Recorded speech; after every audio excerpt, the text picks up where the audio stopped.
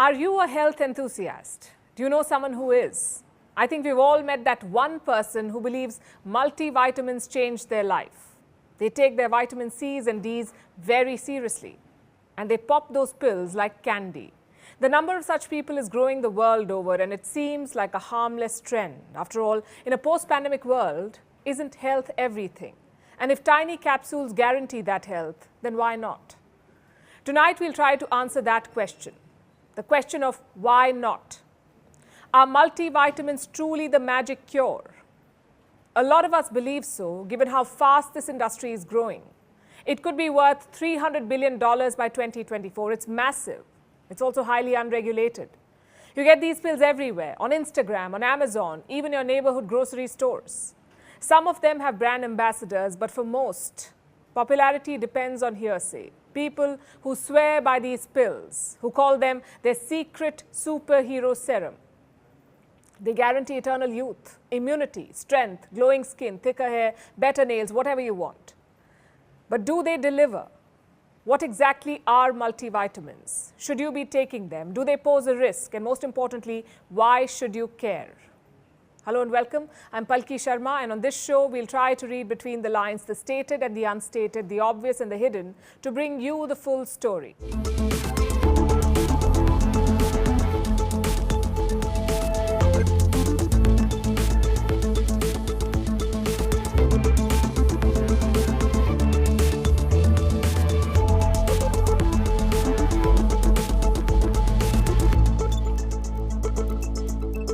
Our protagonist tonight is a pill.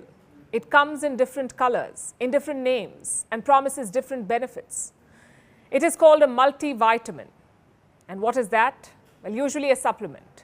If your diet lacks something, this supplement will make up for it. It contains vitamins, minerals, other nutrients. And guess what?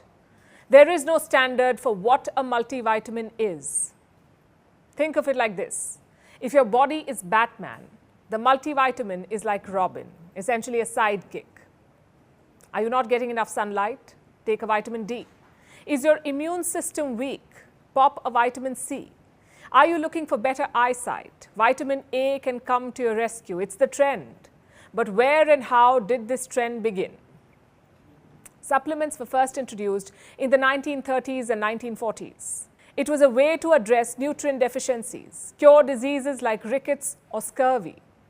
It was a time when countries were dealing with the Second World War. Medical treatment was expensive, so supplements were seen as a good alternative, a way to avoid hospitals and expensive treatments. They came like knights in shining armor, promising to keep people healthy. In recent years, their popularity boomed. People became more health conscious, but they were making poor lifestyle choices, so they turned to vitamins and supplements to undo the damage. Also, the health and wellness market in general has been growing, and supplements form a big chunk of it. Over half of all Americans take some sort of vitamin or supplement, more than half. In 2017, the supplement industry was worth $37 billion. By 2024, it could be worth $300 billion. Like I said, this is a booming market, and it's the same story in India. Multivitamins topped drug sales for the first time in the year 2020. It was during the pandemic. People wanted to be armed with nutrients to fight the Wuhan virus. The industry raked in billions.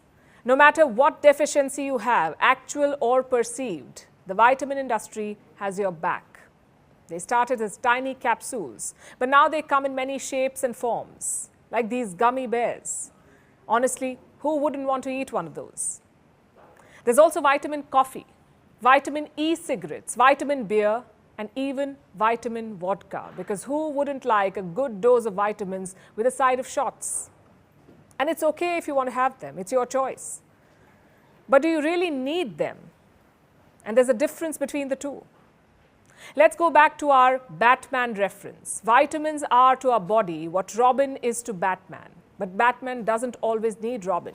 Similarly, we don't always need vitamin supplements. In fact, there's very little evidence to suggest that multivitamins help. Studies show that there is no clear health benefit. Here's one such. The Physicians' Health study summed it up best. It began in 1997. It ended in 2011.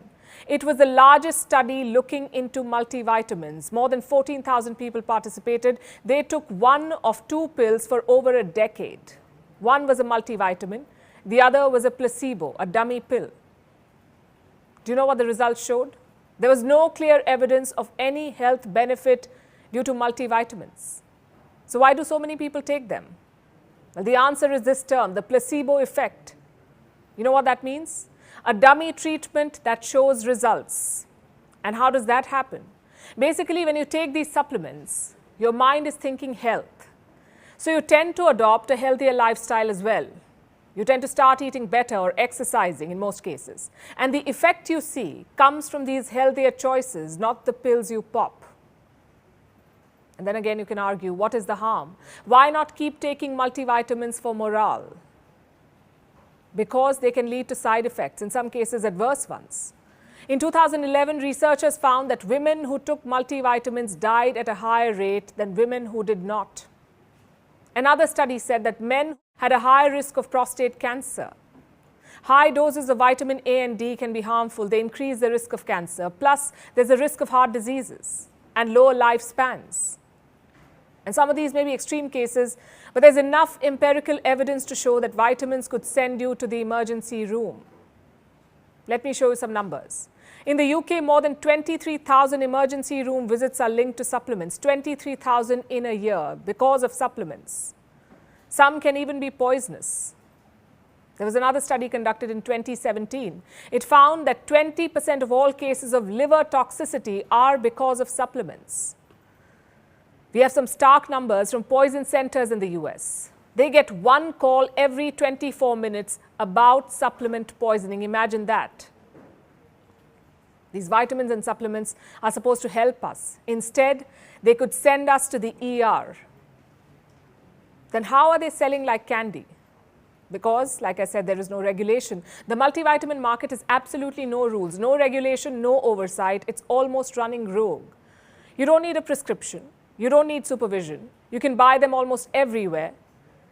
And often, they don't even come with instructions. So you never really know what is the safe limit.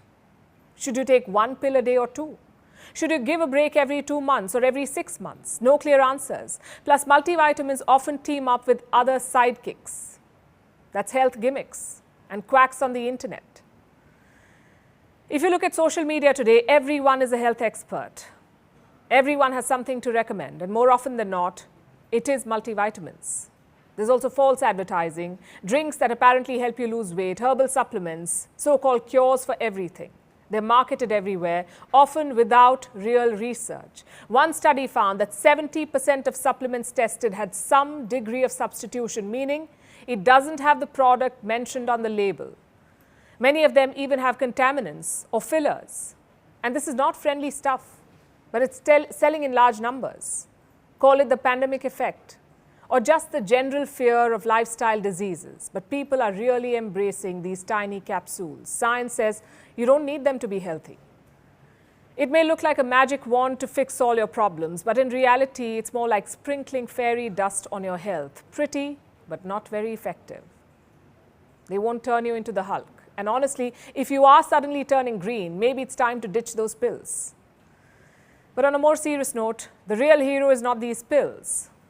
It is a balanced diet. Instead of relying on an army of vitamins, rely on fruits and vegetables. And if you still feel the need for a pill, call your doctor first. They got their degrees for a reason.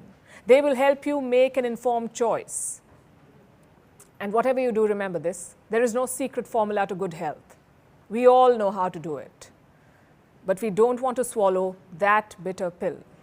Think about it.